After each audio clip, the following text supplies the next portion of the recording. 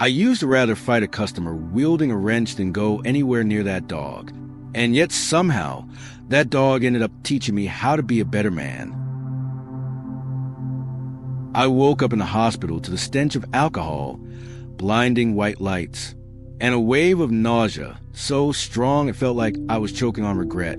Everything spun around me like a loose axle about to give. The nurse asked if I remember my name. The only name I could recall was the bourbon bottle from last night. That night drive, I was alone behind the wheel after finishing a late fix on a customer's Ford F-250. I thought I was fine, like always. But this time, I didn't just take out a streetlight. I nearly hit a man walking his little girl across the road from the gas station. Missed him by inches. If I hadn't, I wouldn't be telling you this. I'd be in jail, or a morgue. After 2 nights in lockup and 3 weeks of court summons, I sat in front of the judge wearing the only shirt I owned that wasn't stained with motor oil. The public defender spoke like he was reading off a warranty claim. The defendant is a working man, no history of violent offenses. He does have a history of alcohol abuse. We recommend an alternative rehabilitation program. Animal care. I nearly laughed. The judge didn't even look at me. He just nodded and slammed the gavel like he was tossing out a piece of junk. That afternoon, I showed up at an animal rescue out in the Amarillo suburbs. The place smelled like a mix of piss, dry kibble, and bottled-up desperation. A young woman with a name tag that read Megan led me through to the back kennels. "This is Harley," she said. Male Pitbull, about 5 years old, rescued from an abandoned lot. History of aggression towards strangers, but nobody wants to adopt him. If you care for him for 6 months, your record gets wiped. I didn't get what was so lovable about a Pitbull. His head was the size of a grease can, neck full of scars, one ear half torn. His eyes? Hell, I don't even know how to describe them. Not the loyal dog kind, more like he'd seen way more than I ever had. I sighed. Does he eat mechanics? Megan smirked. Only if you're drunk and yell in his face. We drove back to my garage. A filthy shack off Highway 60, rusted tin roof, and a busted sign that used to read Tom's Fix-It, now missing the F. I dropped the bag of dog food on the floor, popped the trunk. Harley didn't move. The first 3 days, I almost forgot he even existed. I worked on cars during the day, drank cold water at night, and stared at the last bottle of bourbon like it owed me answers. Harley only barked when he heard a cop siren, not out of fear, more like a warning. I know. On the 5th day, a storm rolled in. The wind howled. The tin roof rattled like it might tear loose. I was lying in the garage when I heard it, a howl long and raw. I ran outside. Harley was shaking like hell in his kennel, rain pouring in. I don't know what came over me, but I jumped in and lifted him like a kid, though I've never had one. I laid him on the old oil-stained rug in my busted office, threw my jacket over him. He looked at me, still wary, still unsure, but he didn't bite. Day 98 without a drink starter like any other. The smell of motor oil, cold coffee, and the sound of Harley breathing heavy under the workbench. I didn't keep track with an app or some rehab calendar. I counted by how many times I wanted to slam my head into the wall, but didn't. Every sober day was a fistfight with myself, and only one grease-covered bastard in a jumpsuit and one beat-up dog knew how hard I was fighting. Harley didn't growl anymore, but he still kept his distance, never left my side, but didn't let me touch him easily either. It was the kind of bond two cellmates share, where one scream could bring the whole thing crashing down. That morning, I was under a GMC Sierra, head buried in gears, when I heard tires screech outside the garage. Dust kicked up, Harley stood and let out a low whine. Heels clacked against the cracked concrete, and a woman's voice rang out, "Are you Tom Walker?" I slid out, wiped my hands on a rag, and looked up. Standing there was a sharp-jawed woman with jet black hair, a buttoned-up gray blazer like she worked at a bank, but eyes sharp as fishhooks. She flashed a badge, Community Inspector. We received a report of possible dog abuse. I gave a dry laugh, not because it was funny, but because I was too damn tired to do anything else. I can't even hit myself hard enough. You think I'm hitting anyone else? She didn't answer, just looked past me, at Harley sitting quiet in the back. His eyes seemed to say, "You don't have to defend me." The inspector walked around the garage, snapped photos, scribbled notes. My throat started to burn, like being stripped bare in the one place I thought was still mine. He sleeps under a bench next to an oily rag pile. Eats off an upside-down paint can, she muttered. I stepped closer, voice tightening. You ever see a street dog walk into a place like this asking for 5-star service? But I knew there's no room for explanations here. Once the system prints your name in ink, everything you build is just a draft waiting to be erased. She wrapped up with a blank stare. We'll reassess in 72 hours. If the conditions aren't up to standard, the dog will be removed. Harley pressed against my leg, his back slightly hunched. No growl, no howl, just a heavy breath. After she left, I slammed the garage door shut and double-locked it, like I could keep the whole damn world out. Then I sat down on the floor beside Harley, and for the first time in years, I whispered, "I'm not losing you this time." That night, I didn't turn on the lights. The garage sat quiet like a morgue, just the wind hissing through the roof seams, and Harley's soft breathing in the corner. I sat on a plastic chair with one broken leg, soda can in hand, but my eyes locked on the old liquor bottle I'd hidden in the spark plug drawer. 6 months ago, I held that bottle all night, my fingers tracing every scratch on the faded label. And then I set it down because Harley walked in and looked at me. Just looked, but it was enough to make me think twice. Now, I wasn't sure that look still had the power to stop me. I opened the back door to let him out for a piss, then leaned against the wall without lighting a cigarette. Headlights from the highway cast our shadows on the peeling garage wall. A worn-out middle-aged man and a dog that had once been left behind. I thought about the first time I saw him. Old bite scars, swollen head, eyes like he'd given up on everything. And I remembered, I looked just like him back then. Maybe that's why we managed to stand each other. Just as I was about to call him back in, my phone rang. A known number. I picked up. "Mr. Walker?" A man's voice, cold and formal. "We need to confirm that the animal is still in your care. There's been a report the dog may have been involved in an incident with a child at a local park." I froze. "That's not true," I said. "Never happened. He's never bitten anyone." "We have a witness who claims the dog growled at a young girl last week. She fell. The parent are considering legal action." I stood still. A chill slid from my spine to my neck, like someone poured ice water down my back. She fell? He didn't do anything. I remember. He even laid down to keep from scaring her. "We will be temporarily suspending your custody during the investigation," the voice said, flat as steel. "The dog will be picked up and held at the animal control facility in the morning." I shouted, "No!" But the line was already dead. I dropped to my knees, hands over my head. Harley came over and sat beside me. He didn't whine, didn't nudge me, just sat close, like he always did when I got too quiet for too long. I pressed my forehead to my knees and whispered, "They're gonna take you, and this time I don't know how to stop it." A long, heavy sigh filled the air, not mine, but from the warm chest beside me.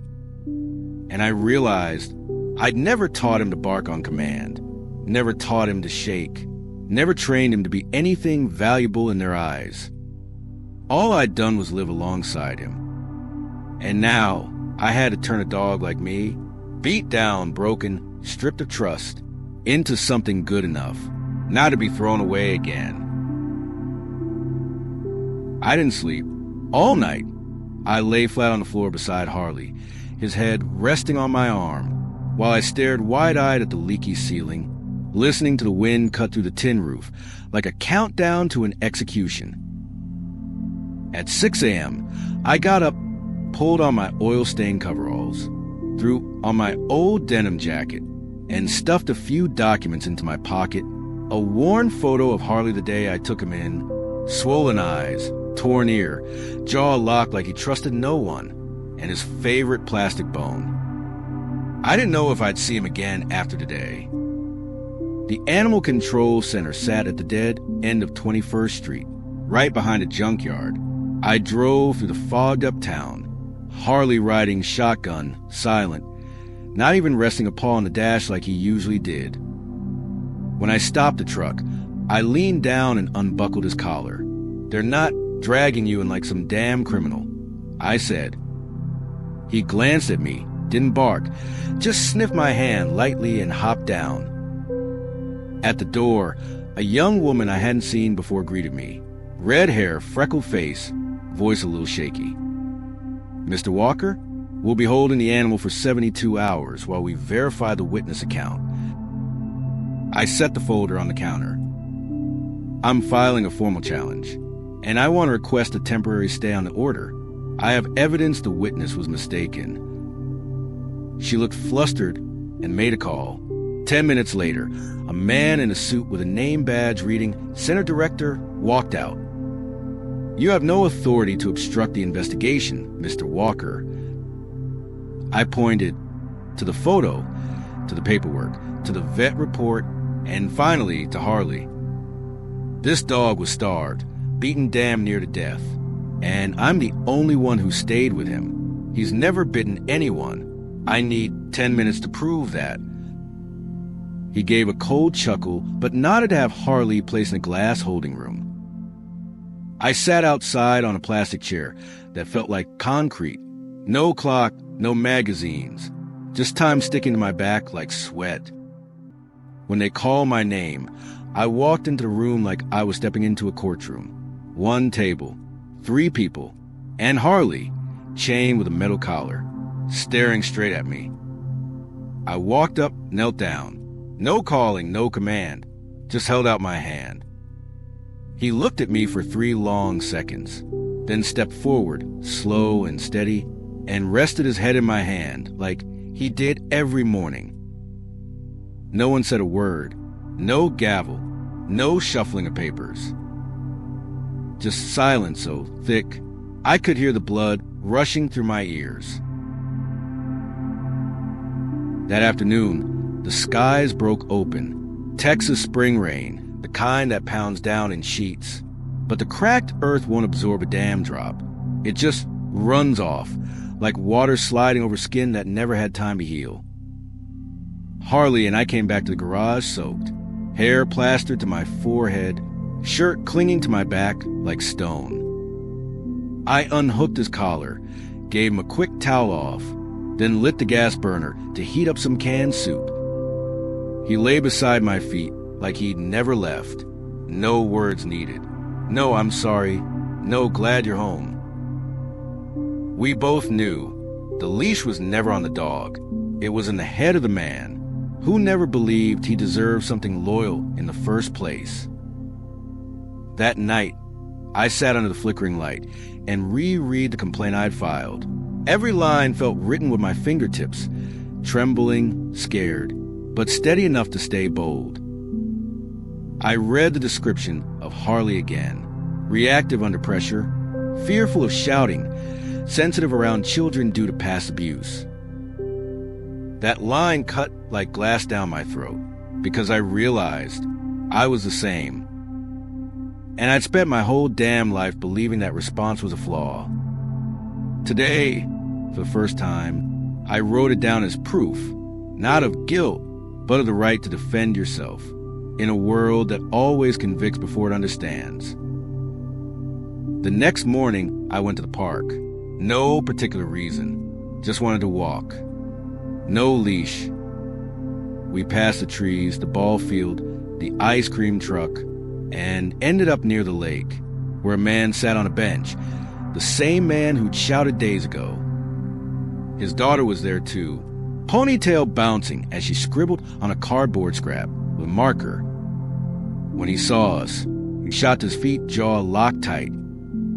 I stopped, raised a hand. I'm not here to argue. I just want her daughter to see. She doesn't have to be afraid. Harley sat without being told. The girl looked, then stepped forward. I didn't say a word, just waited.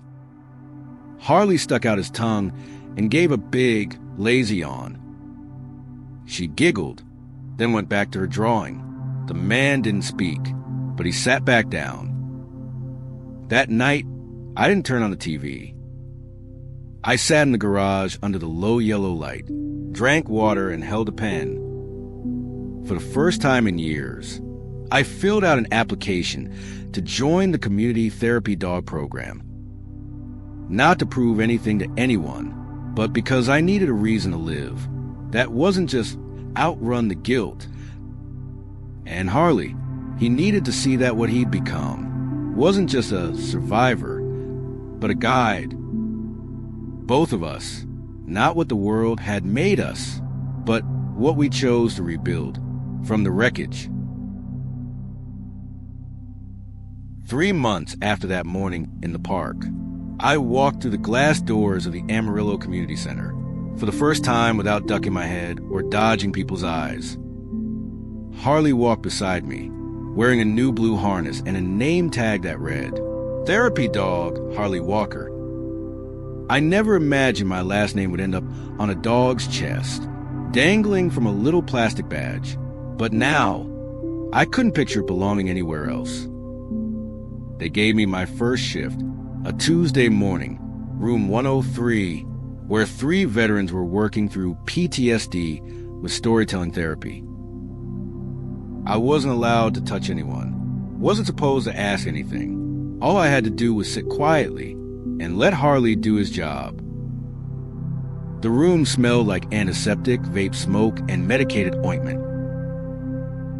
One man, gray hair with an arm gone up to the elbow, stared dead ahead at something behind my head, eyes wide, unblinking. Another scratched circles into his forearm with a dirty black fingernail.